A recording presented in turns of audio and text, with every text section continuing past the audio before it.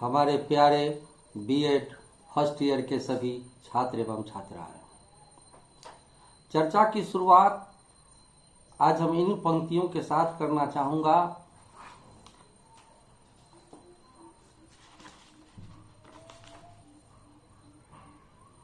वो आदमी तलाशो, वो आदमी तलाशो जो करके यह दिखा दे।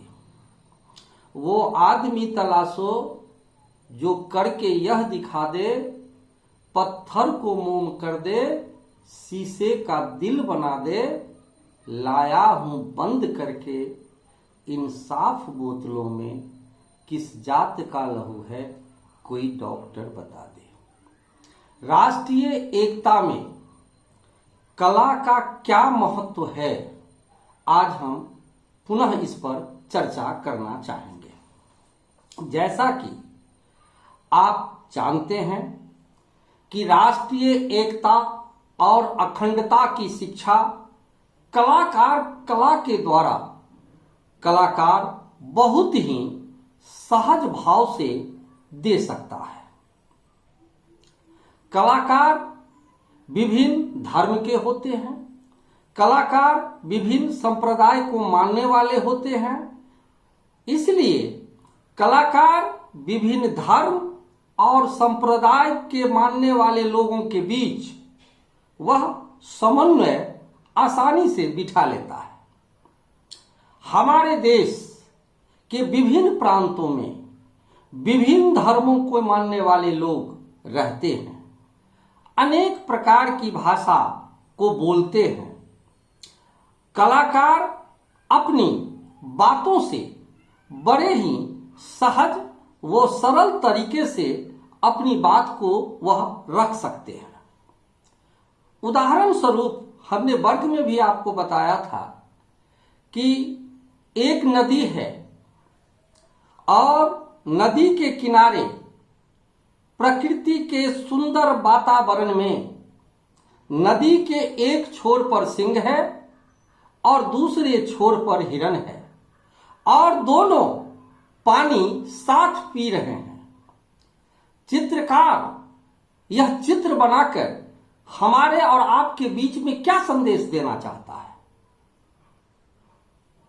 वह कहना चाहता है कि घोर विरोधी जब एक साथ एक वक्त में एक नदी के किनारे पानी पी सकते हैं, तो हम और आप मनुष्य हैं, हम और आप आपस में मिलके क्यों नहीं रह सकते हैं? यह चित्रकार का मुख्य उद्देश्य था कहने का।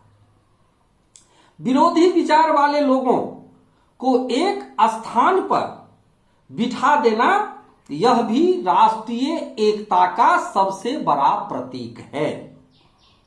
राष्ट्रीय एकता में कलाकार की भूमिका वह कार्य करती है जो संविधान के नियमों में भी संभव नहीं है।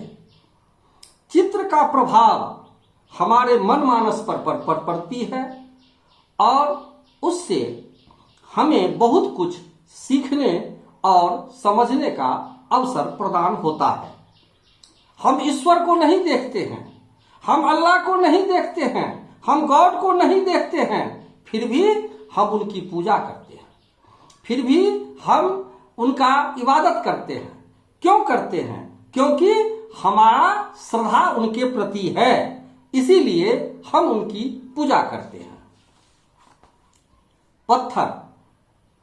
पत्थर की मूर्ति में देवता नहीं होता, पत्थर की मूर्ति में देवता नहीं होता, फिर भी हम श्रद्धा एवं विश्वास से उनकी आराधना करते हैं। भारत में त्योहार अलग अलग प्रांत में रहने वाले लोग अलग अलग तरीके से मनाते हैं, लेकिन खासियत यह है कि सभी व्यक्ति बड़े प्रेम और भाईचारे से एक दूसरे से गले मिलते हैं। दिवाली हिंदुओं का त्योहार है, लेकिन दूसरे धर्म मानने वाले लोग भी इस उत्सव में बढ़ चढ़ के हिस्सा लेते हैं। ठीक उसी तरह से मुसलमानों का त्योहार ईद है या बकरीद है, तो उसमें भी हिंदू भाई बड़े ही खुशी के साथ मुसलमान भाई से गले मिलते हैं। चित्रकार अपने मुंह से कुछ नहीं कहता, लेकिन अपने चित्र के माध्यम से वह सभी को एकता के सूत्र में बांध देता है। 15 अगस्त हो, 26 जनवरी हो, चाहे हम जैसा कि हम और आप सभी जानते हैं कि 15 अगस्त और 26 जनवरी हमारा राष्ट्रीय पर्व है।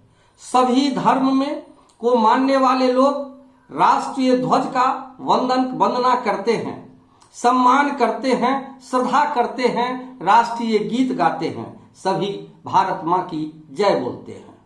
कला में निर्माण का कार्य के बल बुद्धि से नहीं होता, साथ ही हमारी भावनाओं, हमारी संवेगों का भी उसमें योग होता है। कला के निर्माण में प्रेम की आवश्यकता होती है। जिस वस्तु का हम निर्माण करना चाहते हैं, पहले हमें उसका आदर करना होता है। उस वस्तु के जीवन में हमें प्रवेश करना होगा, उसके साथ हृदय को बांधना होगा, तब वह वस्तु हमारा अपना होगा। मान लीजिए चित्रकार घृणा को चित्रित करना चाहता है, तो उसे सबसे पहले क्या करना होगा बेटा? उसे सबसे पहले घृणा से उसे प्रेम करना होगा, तभी वह उससे चित्रित उसे कर सकता है। कला हमें प्रेम करना सिखाता है, विध्वंस की भावना से हमें बचाए रखता है। कलाकार सृष्टि के प्रत्येक वस्तु से प्यार करता है। कला हमें प्रेम का पाठ सिखाती है। आपसी कलह का एकमात्र उपचार कला है। यदि प्रत्येक व्यक्ति किसी निर्माण कार्य में लगे हों, तो झगड़े या आपस में कलह का प्रश्न ही नहीं उठेगा। कला हमें शांति, प्रेम तथा एकता के सुंदर बंधन को बांध देती है।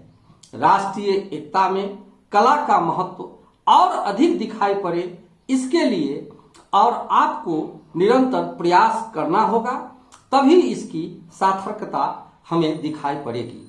इन्हीं शब्दों के साथ आज मैं अपनी वाणी को यहीं पर विराम दे रहा हूं। धन्यवाद।